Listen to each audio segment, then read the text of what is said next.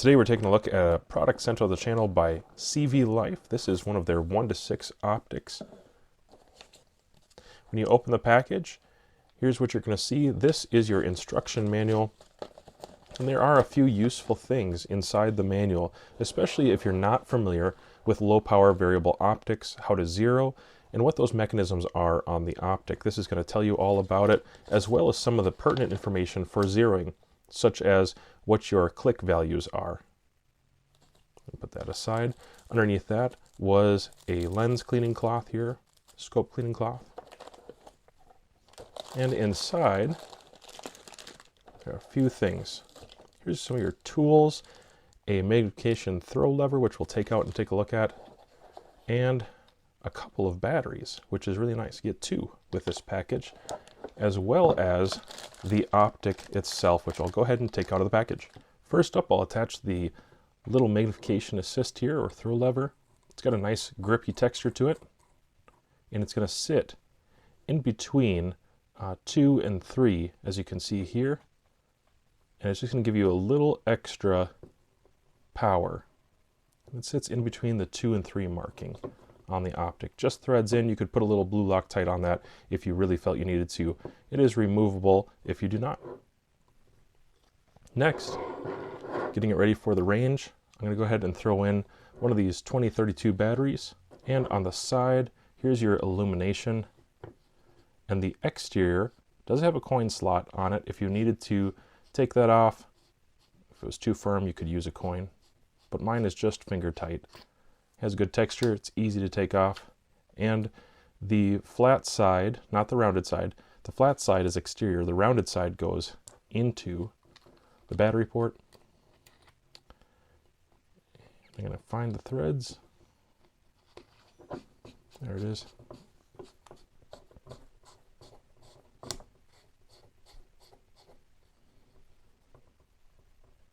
And then go ahead and give it a test.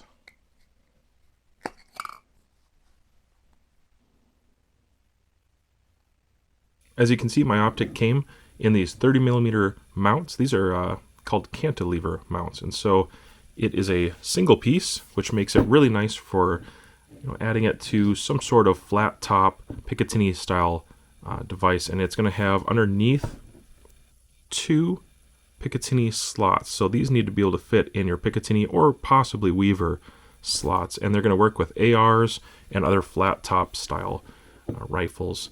And these right here are basic regular nuts that will work with a wrench. They do have holes in them, some pass through there, so if you decided to use an Allen or you were in a pinch, you could put an Allen in there and give it a little crank too, but I recommend that you use the proper tools like a wrench.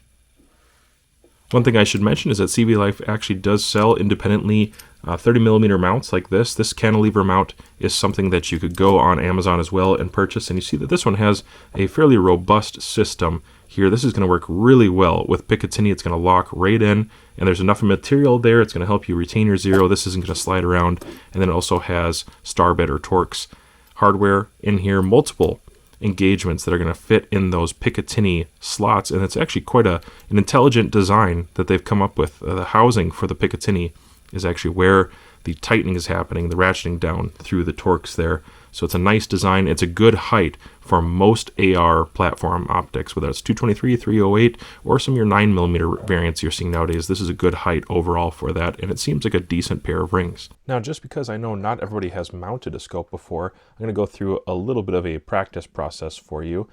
Basically, you'll have your flat top Picatinny. You go ahead and throw your mount on there, and you're going to evenly tighten all of your hardware. And this does come with a small Allen wrench. I just happen to have this larger one. So I'm going evenly, I'm applying it, just pressing it forward a little bit so it meets up against that Picatinny. Don't want it to be too sideways. And I'm not tightening down any one of them extra hard right now. Just going back and forth, doing little bits.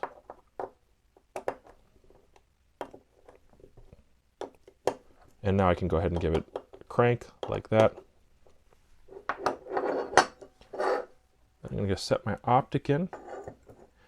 You may desire to use a bubble level of some sort. You could go to the store and get a small pair of bubble levels that look like this, and this would help you if you put a bubble level on your Picatinny rail or your rifle at some place, and then put this on the turret cap. It'll at least get you in the ballpark of what is level, and then you could also at the same time apply a bubble level to the tube. Then I'm going to throw on the scope covers here, or the ring covers.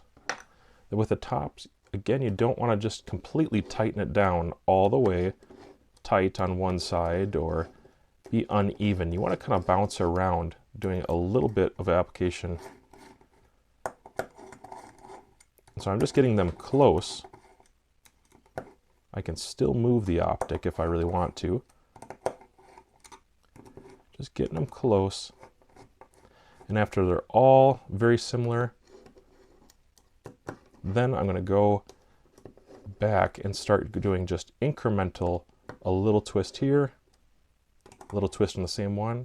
Then I'm going to bounce over and bounce over. And I'm going to go back and forth like that, kind of a zigzag design between the front rings and the rear rings here, back and forth, just to make sure there's even pressure. And I like to put a bubble level, like I said, across the top, just to make sure that it's not pulling it to one side or the other. And there you have it.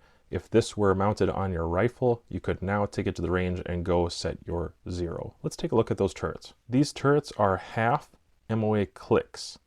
So each click is 1/2 of an MOA.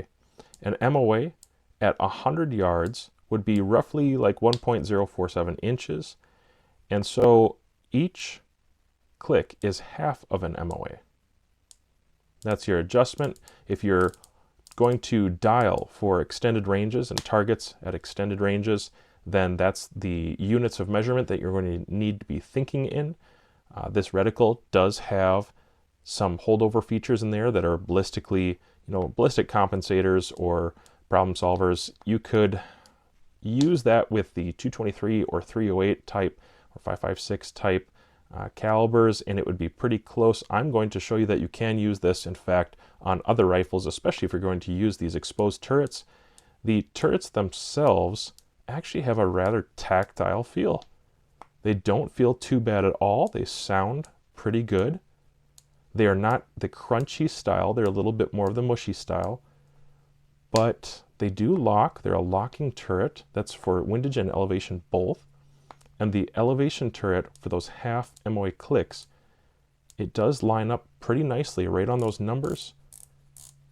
And you get plenty of elevation. You're going to have no trouble getting this zeroed, even on a 20 MOA rail.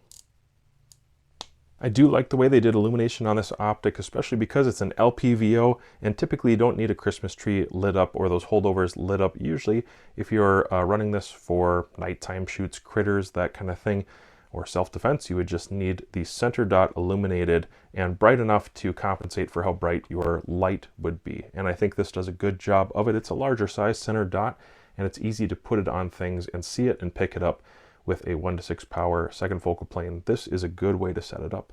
Now I want to talk just really briefly about some of the lines you're seeing there in the reticle. So let's talk about those thick lines that you're going to see horizontally. There's some thick lines on the wider edges of your scope there. It's thinner duplex style.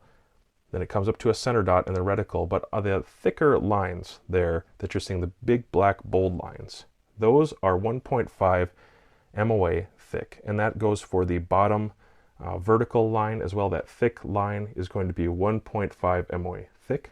Now from the center of the reticle there down vertically all the way down to the big bar where it gets thick, that's 35 MOA.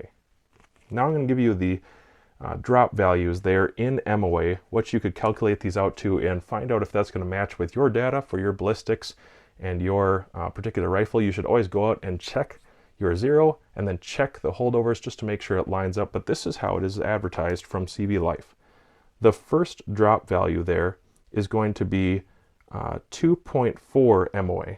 The next line down is 5.6 MOA. The line after that is 9.5 MOA. And the very last one is 14.6 MOA. Now that we've had a chance to take a look at the optic internally and a little bit of the externals, let's go ahead and mount it up and run it to the range and see how it does. Let go, please.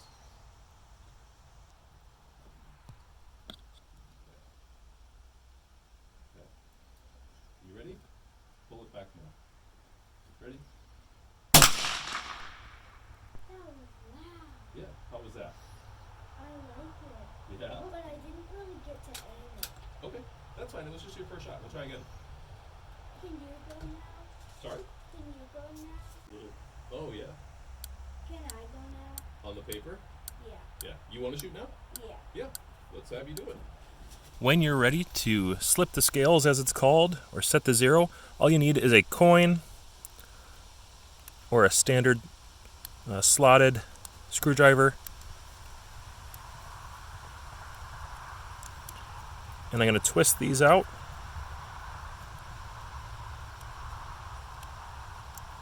And remove this. And what I'm looking for is the zero marker right there. And I'm just going to line that up with the little reference dot right there. Go ahead and install. Thread this back in. And because they are lift to operate turrets, you can just push it in and you don't need to hold on to it because it's going to set into that channel and it's not going to spin on you on its own. Like that until it's tight, and lift and just do a function check a few times there. Looks good to go. Same process to zero the elevation turret. Just need a coin. And I'm going to lift it up, look for the zero, and place it down on the reference dot. Don't worry about this right here. This is just a mount for my camera, but these are the rings that the Optic comes with. Just wanted to mention that. Again, these are half MOA per click.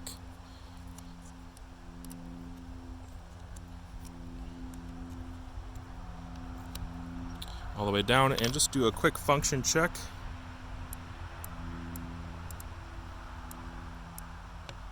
Looks good.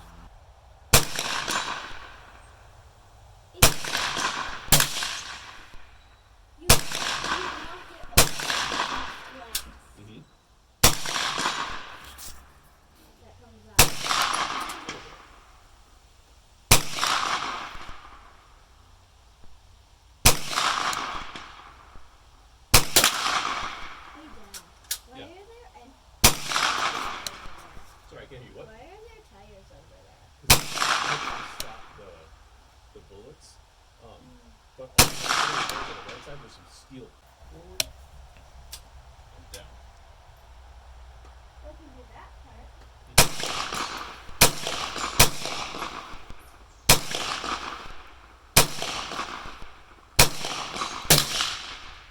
I like this.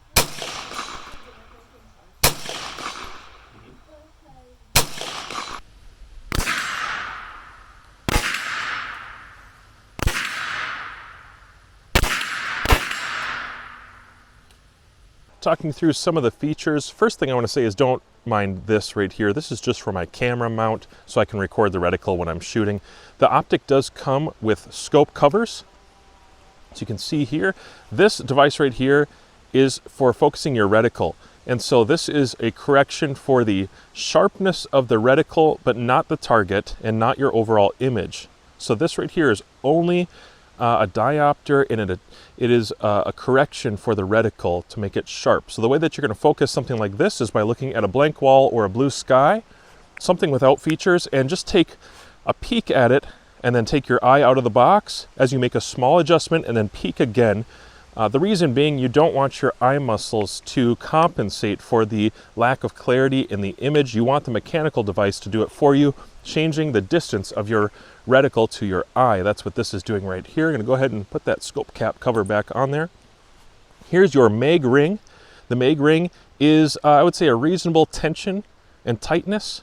It actually feels like it meets up really nice. The components feel very nice in there. Again, it's from 1 power up to 1.5, 2, 3, 4, 5, and 6 power. all the way across. It does come with this removable cattail or mag ring assist, which is very grippy. It has a really nice texture to it, and I think this was a good addition on a scope like this.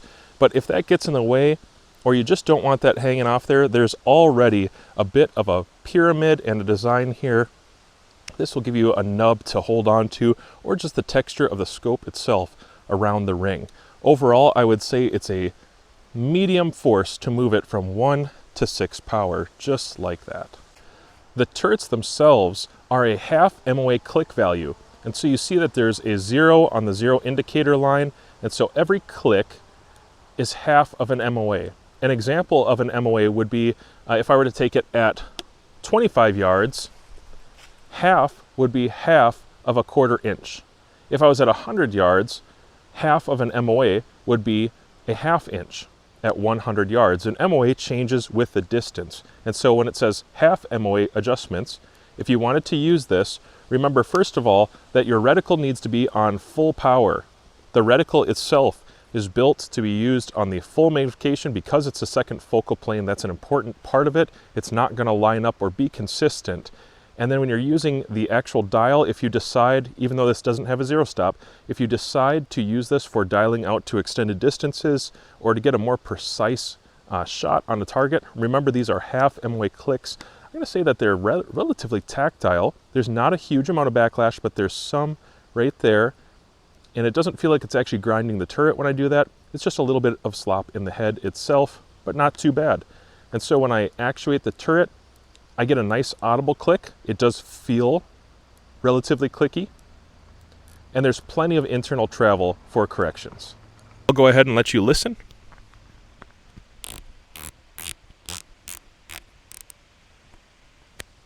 I've used these turrets out to 300 yards with my 9mm rifle build here, and I found them to be relatively reliable considering they were half MOA clicks. I believe the data matched up. This is the Illumination dial. Again, 6 settings with off in between. I would say as far as brightness and luminosity goes, here's more of a night vision setting, and there's off, and then there's more of a daylight type setting. They did one thing really well. I would say the reticle is illuminated in the proper portion, which is just the center dot. I don't plan on using holdovers for long range shooting with illuminated reticles. Even in low light scenarios, I just don't think it's likely. I would prefer to use that center dot when I can. And remember, you do have dialing capability on these turrets, and a bright enough center dot and a large enough center dot that this illumination setting makes a lot of sense for maybe hunting or self-defense scenarios, or just shooting targets, clays, maybe at 100 yards in the early morning when the sun is not quite as bright, or later at night when you need that contrast especially.